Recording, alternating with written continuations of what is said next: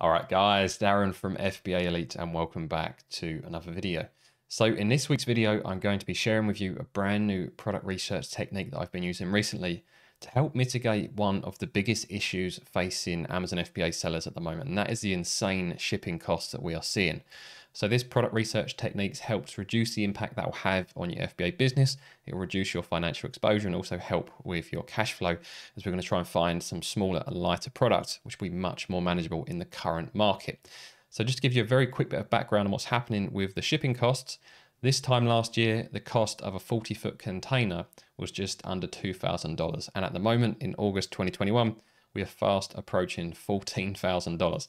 Now, as a new FBA seller, you're probably not going to be filling up a 40-foot shipping container, but it gives you an idea of how much shipping costs have increased. So that will be a relative increase across the board, regardless of how big or small the import is that you're bringing in.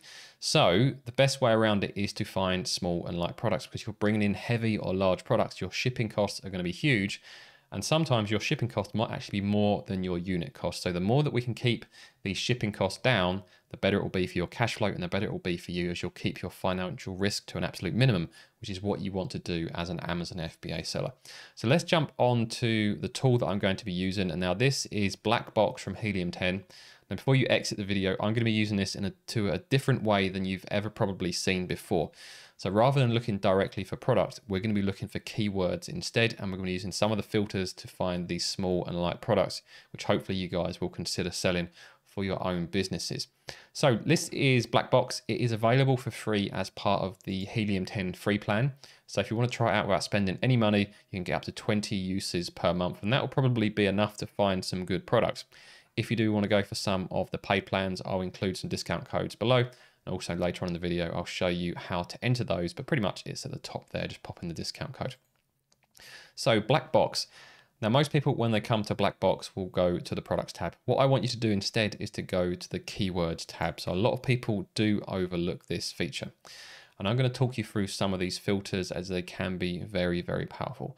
So the first thing is the keyword search volume. So rather than the product, this is the search volume. How many times is this particular keyword being searched for per month? Now, I looked through all of the products that I sell on Amazon. I looked through all of the keywords that I track in HELIUM 10. And generally speaking, all of those keywords have a search volume of at least 500. So that is the minimum search volume I want for any keywords that are returned as part of this search. Next up, you get to enter the minimum monthly revenue you want those keywords to be making. Now, in the past, I've always done it by units sold. So you can do that here in the advanced filters instead. But for this example, when you're doing it via keywords, I think revenue is a better way to go, because you do have additional filters down here that you can use, which I'll come back to in a moment. So if we're aiming for a 30% profit margin, have a think about what your aims are for your product. So for example, if you're looking to make maybe £1,000 a month, then your minimum monthly revenue probably needs to be about £3,000, as 30% of that would be around about £1,000 or so. So have a think about your goals for your product and what budget you've got available, then adjust your monthly revenue figures accordingly. So in this example, I'm just going to put £2,500, and I'm going to put up to a maximum of £7,500. So that gives me a bit of a range for the products that come back. Now, price point, I'm going to start a minimum of £15. Anything below that is going to be quite challenging to make money. I'm not saying it's impossible, as I've previously launched a product, I think it was $11.99 that I was making profit on. So again, adjust this to fit within your own requirements, and I'm going to put a maximum in of £30. Now, review count, a lot of people will say limit it to maybe 100 reviews or 150 reviews, as you only want to find products that people are selling with single or double digit reviews. I actually prefer to, if not leave this blank, I put in a very high threshold, as I want to decide myself how competitive a niche is based on looking at the product listings, not just basing it on the review count of those products. So I'm going to put 900. So that will exclude any of the 4-figure reviews, but anything up to 900 or even 999, I think is absolutely fine. But like I say, sometimes I'll leave this completely blank. Review rating. There are a couple of ways you can use this. So for example, you might want to put a minimum in of, say, for example, 4 or 4.5 stars. So you only find good products that people are happy with buying, because if they are leaving positive reviews. Or you can use it the other way. So for example, you could put in a maximum of maybe 3.5 or 4 stars to only find products that are selling well, but obviously have issues because they've got negative reviews. Now, I'm going to put in 4.5 stars, because I am happy to compete in any niche except niches where everyone has 5 stars. As everyone has 5 stars, it's very, very difficult to maintain a 5-star average. So I don't want to be in those niches. And the word count, I'm going to put a minimum keyword count of 2, because if it returns a single keyword count, the chances are that's going to be for something that is highly, highly competitive. So a minimum of 2 words in the keywords that it starts to return. Next up, we want to choose some of the categories. So you can go through these yourself and decide what is right for you. I'm just going to go through and click a few of the general FBA categories that a lot of people would use. For example, automotive, baby, maybe health and household, home and kitchen, kitchen and dining, office products, patio and lawn, pet supplies, sports and outdoors. I'll probably avoid toys and games and video games, but that gives you an idea. So for example, I've selected 8 categories there, but you can experiment with this. And if there's a particular category you want to go into, just search that category instead. You've got some filters for keywords, but I wouldn't use these until you get back the first set of results, and then you can use these filters to refine them further. You then have the shipping size tier filter, and this is one of the most powerful tools you need at the moment, considering how high shipping costs are. So if you're selling on .co.uk, and this will change depending on the marketplace, so I've just changed that to .com to .co.uk, you want to choose it based on your individual marketplace. So for UK sellers, I'd recommend small oversize, small letter, large letter. We've also got a small envelope, standard envelope, large envelope, standard parcel, but I would leave alone standard oversize and large oversize. And this should return products that are going to be fairly small and fairly light, and hopefully keep those import costs down as much as possible. So if you're selling on .com, you won't have that many options. You only probably have one, which will be small. But for .co.uk, those are the filters I'd recommend. You have lots of other filters here, such as the number of sellers, variation count, monthly units. The ones I'd recommend focusing on are fulfillment. So I only want to see FBA products. Normally if they're FBM, then they are probably too large to sell yourself. And if they are Amazon, it's very difficult to compete with Amazon. So I'm just going to search for FBA products. You can play with these other filters as well. The only one I'd probably recommend considering is the competitor revenue. So where this is really powerful, as you can see, the minimum or maximum number of the top 10 ranking products of the keyword search results that have more than the selected estimated revenue in the last 30 days. So this is something I've talked about in previous videos. I like to look for a landing zone when looking at a niche. So if I'm looking to sell maybe a product generates a revenue of £2,500 per month, I want to see at least 5 other sellers selling at least that and fairly close to that. So this could be really, really powerful for refining the niche by choosing between these options here. So actually, as I've selected 2,500, this could be really useful. So I want to see at least 5 sellers in the top 10 results doing at least £2,500. So that will help save me time going through niches where there's just not enough demand within the niche because there aren't over 5 sellers making at least £2,500 in revenue. So that's the initial filters. I'm just going to hit the search button now and show you what comes back. So this has returned 180 keyword phrases, which is quite a good number to work through. You can refine it further by going through these filters. But let's go down and we'll just click through some of these and see what the products are actually like. So you've got all the core stats included. So the price, the search volume, monthly revenue, reviews and stuff like that. And anything that looks of interest to you, for example, saddlebag, if you're not 100% sure what a saddlebag is, just click on the dots and choose view on Amazon. And what I'd usually do is go through a few of these. So we've got pampas grass, view on Amazon. We've got lash extensions. Obviously, that's fairly obvious what those are. Let's try and find a few more obscure ones. So maybe a face painting kit looks interesting, view on Amazon. The reason I do this is if I do one at a time, I keep going back and forth between HELIUM 10 on Amazon. What I'd rather do is just open up 5 or 6 products, then go through them and see what I think of them. And that keeps me flowing better doing it that way. But of course, work whichever way would work better for you. What else have we got here? Let's see if we can find something that's interesting. Click through some of these pages.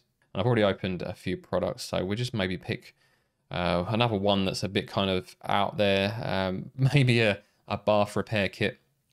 And then we just jump onto Amazon itself, and then we use X-Ray, which is the Chrome extension from HELIUM 10, which I've covered in previous videos, and I'll link to one of those videos at the end. I'll probably put 2 links up at the end. I'll probably do one that will show you a HELIUM 10 X-Ray tutorial, and also one that will show you how to develop your own product research criteria so that you actually know what you're looking for before you even get to Blackbox.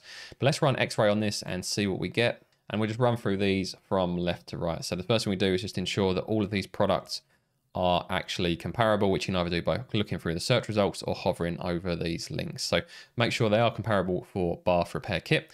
Next thing we do to make sure they're not brand dominated, which doesn't look like there's any issues there. There's no one dominating with brand. Price actually looks pretty reasonable, somewhere between the high teens into the 20s, some even in the 30s. So it's a decent price point, and sales, excluding the top 4 sponsored ones there, we've got a couple doing 6 and 4, but then 1, 2, 3, 4, in between 1 and 200 and a couple. So the demand's a bit up and down. But looking at the revenue, we were looking for a minimum of 5 at 2,500, and that's what we've got in this niche. At least 5 sellers doing 2,500, so that's why this product has come up. Now, ideally, I'd probably like to see the demand spread out a little bit more than it is, but I probably wouldn't rule it out based on that. I'd look through the niche first to see if I could stand out in any particular way, see if the product was of interest to me before making those sorts of decisions. So that's what you do. You go through X-ray, analyze these products in details, and just to have a look at these bath kits a bit closer. Let's take a look. So even just looking at the listings all look, these main images, I know they're all kind of bundling them to make it look like there's more value, but they all look a bit rubbish. So if you entered this niche with a really good looking, high-end looking bath repair kit, I'm sure it'd be pretty easy to stand out, because some of these things look like software kits from the 1990s. Absolutely shocking branding. So very, very interesting niche, and certainly not something I would have found myself just going onto Amazon and randomly Googling. So that's the great thing with using Blackbox. You'll get some completely random ideas. We've got the face painting kits. I won't go through all 5 of these actually, otherwise the video will go on forever. But hopefully you guys get a feel for how this works and how it will help you discover some of these products that are quite small, are quite light, and hopefully are still viable in this market where shipping costs are insanely high. So these are all face paint kits. Yeah, no one is brand dominating, which is good. The price point is a little bit lower, but not too low. I would still certainly look at this a bit closer. Demand isn't great. It depends on what you're looking to sell. If you're looking to sell maybe 50 to 100 units per month, then actually this demand is okay. But probably for me, the demand would be low enough that I probably wouldn't look too much closer. And you can see why the Blackbox has returned this, as you've got 1, 2, 3, 4. You've got at least 5 sellers here over 2,500 in revenue per month. Let's just do one more actually, because that wasn't a great one. Lash extensions. These look like these are actually going to be very cheap, just scrolling down. So I'm going to exclude those. Let me just quickly run it before I do. But I'm probably going to exclude those just because the price point is quite low on these particular products. Yeah, and as you can see here, there's quite a few products being sold very cheaply. There are some more premium ones there, but with the kind of brand domination we're seeing from here with LK Lankers here, they're dominating kind of 7 or 8 of the results. I'd probably avoid this niche, but mainly because of the price. And to wrap things up, I'll just take a quick look at Saddlebag and see what the stats say. So let's run X-ray again. And I imagine there may be some seasonality issues with saddlebags, as I can't see people in the UK riding as much in the winter as they do during the summer. But we can check that through the stats. So there's 2 ways you can do this. You can have a click on the search volume and see what the search volume history has been like over the past year or 2. Or you can click on individual products and see what the sales history has been like over the past year or 2. So what I usually do is pick one with high reviews. So for example, this one here has a good number of views. Click on the sales graph. When that pops up, just make sure you put this to either 1 year or all time, and that will show you the sales history for this product. So you can see here, quite quiet from October 2019 through to kind of March, April 2020, really picks up all the way through to September and then starts to come back down again. And we've seen the same thing this year, a pick up in March and April. We've seen a drop off here, which might be just this individual product, or we did have quite a wet month or 2 because it's picked right back up again here. So check for a number of products and that'll give you an idea of how the sales history is and also what the seasonality is like. All the products seem to be comparable. No one is brand dominating. You have quite a range in prices there, so it'll be interesting to look at individual products to see why some are a lot more valuable than other. The sales are actually quite well split here. So you've got some at the top here with 600, which shows you the potential, how high you could potentially go. But if you entered this niche with an initial target of maybe 1 to 200, that would be quite a nice place to be. And just looking at things such as the review count, we'll just scroll to the right. And you can see there are people mostly in 3 figures. There are a couple on the front page with double-digit reviews. But again, it all comes down to how much you're going to stand out. The more similar your product is to the products that are already on Amazon, the more important this review count is. The more that you stand out, the better the chance you have of competing with products with much higher reviews. So if you think about it yourself, if you have a product that has a feature that another product doesn't have, despite the fact that other product may have 1,000 more reviews, if it doesn't have the feature you're offering, you've only got a few reviews, you're still going to buy the product that has the feature you actually want. So do your own research, and it's always possible to compete in these markets where the review counts are high, providing you can come up with a way to add additional value and to stand out and offer that perceived value, which is what we always aim for. So again, this is another product which should be small enough and light enough to either fly in Or if you've got a load of these on a boat, the shipping costs will be a lot less than they would be if you're bringing in a larger or a heavier product. So if you do want to try out, like I said, you can do it for free as part of the free plan on Helium 10. If you do want to go for one of the paid plans, we've got the 2 different codes you can use. You've got FBA Elite 50. That will give you 50% off your first month. That only applies to 1 month. And you can see here, it brings the platinum plan down to $48.50. Or if you want to do a 10% monthly stuff, you're going to be using Helium 10 long term like I do. I've been using it for coming up 3 years now. So it's been vital for me. 10% off every month. That is the best code to use. So hopefully you found this video useful and you can use Blackbox to get some product ideas for yourself that hopefully small enough and light enough to get around this massive shipping issue that all of us Amazon FBA sellers are facing at the moment. Like I say, I'm going to pop up in front of me 2 videos. One will be about product research criteria, how to develop your own product research criteria for you and your individual circumstances. And the other one will be a link to an X-ray tutorial to show you how to use a sales analyzer tool in more detail.